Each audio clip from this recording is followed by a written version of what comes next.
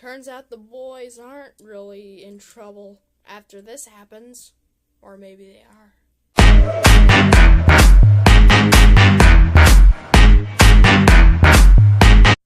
Hey everybody, I am GojiMadzilla1994 and I'm doing part 2 of this review. Alright, let's get started. Watch part 1 if you didn't, link is in the description. So, George and Harold are stuck with the Wedgie woman inside their house.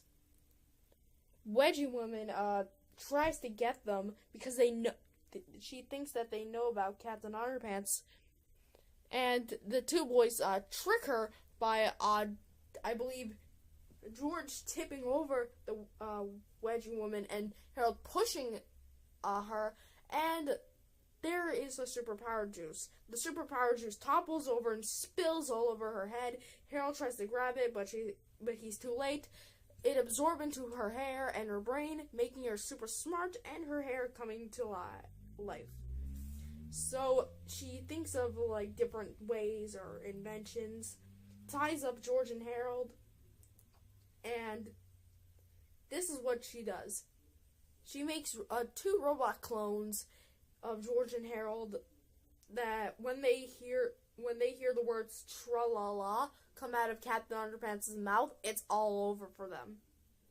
Or him, sorry. So they send Wedgie Woman sends them off to school while the George and Harold, the original ones, just stay there while the Wedgie Woman finds something else to do. So at school, the 2 George and Harolds are being really good, and apparently Mr. Krupp says that they have to stop being this good, otherwise they're gonna get in trouble. Like, how could you get in trouble for doing something good? I don't understand. But at recess, they kick, the Harold 2000 kicks the ball up too high and tears the page. I love fourth wall jokes. And Mr. Krupp pulls out the book of rules and says like a rule in the thousands or something like that. Says it's against the rules for students to kick school property out in outer space. And this led me to believe that Earth is covered in paper. So, but the Harold 2000 is not responding. But this is actually a scene that I laughed for some reason. I thought it was really goofy for some reason.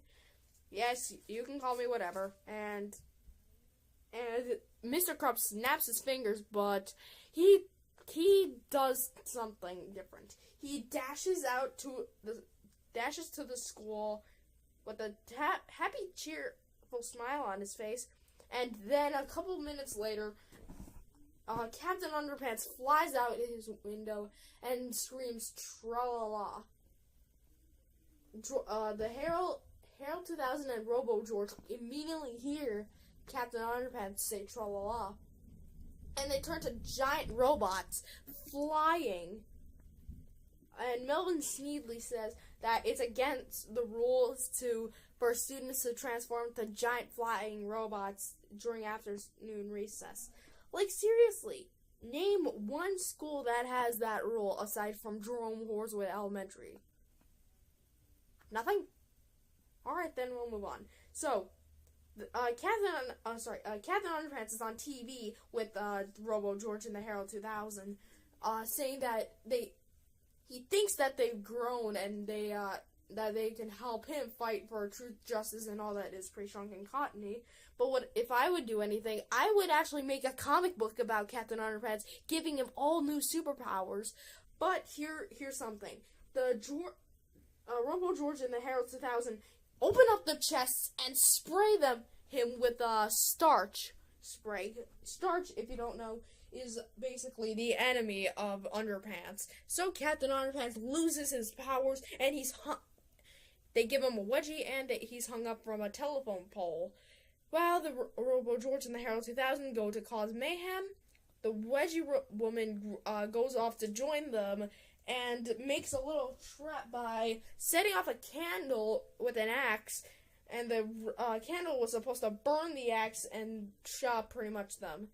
But unfortunate for Wedgie Woman, it's between the two chairs, causing it to cut through the chairs, and George and Harold are perfectly fine. So what do? They go over to the telephone poles, and they see all the mayhem, and they go to Captain Underpants. They say that Captain Underpants, they need to help him, but Captain Underpants says that he has no superpowers, and what is it? Fabric softener. Yes, fabric softener is the only thing that can get his powers back. So what do? They go to the what is it called? The everything but fabric softener store for all your non-fabric softener needs. So what their solution is to make a comic book called The Origin of Captain Underpants. And this is where the Easter egg from the movie comes in, actually. Captain Underpants, they throw the book at Captain Underpants. Captain Underpants says that there's no time to read books, but they convince him to read the book, and when he's done reading, he didn't even realize that he had so much power that he was immune to starch, and he says, "I summon the power of Underpanty World." So he flies up into the air, and he has his powers back. The Herald 2000 shoots his arm cannons at the waistband warrior, but he immediately grabs them. These might come in handy, he says. But here comes the incredibly violent chapter. Warning, if you do not like anything that's rude or mean or violent, I suggest clicking out this video, and yeah.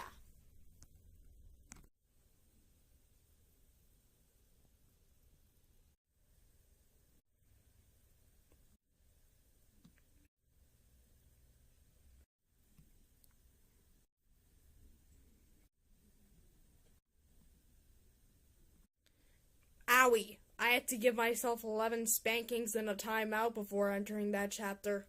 Oh boy, that hurt. Anyways, back to the review.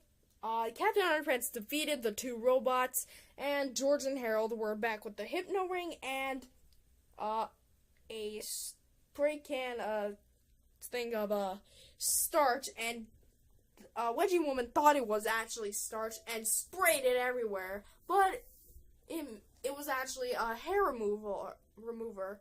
But Harold is not too happy considering the fact that he had the biggest hair out of the four guys. Like, seriously. And Harold, they decide to de-hypnotize Wedgie Woman, and they tell Captain Underpants to go wash his face, and he turns back into Mr. Krupp. So they tell Wedgie Woman to reverse biology or whatever. I don't know how to pronounce the word. Tell Wedgie Woman to stop being evil and everything like that, and give him cookies every day. And Wedgie Woman accepts it and turns back to Miss Ribble into a nice one. The next day, Miss Ribble lets the two boys control the class and teach them how to make comics. But thanks to one girl, she asked where these cookies are to make. Miss Ribble said, "No, dear, these cookies were a snap." And Mr. Krupp was unfortunately crossing down the hallway, and when he heard the snap of a finger, he turned back into you-know-who. "Oh no!" cried George. "Here we go again," cried Harold. I think it's reversed, I don't know. But, well, that's the end of Captain Underpants of the Wrath of the Wicked Wedgie Woman. If you guys enjoyed this review, oh wait, I forgot the rating, 4.9 out of 5. It's so close there. The reason why is because I wish there was more Flipperama. Like, I could have sworn there could have been, like, Flipperamas in George and Harold's book. Like, I really want Flipperama. I love it. Anyways, thank you guys for watching. If you guys enjoyed it, give it a like, subscribe if you're new, and see you guys next time. Bye!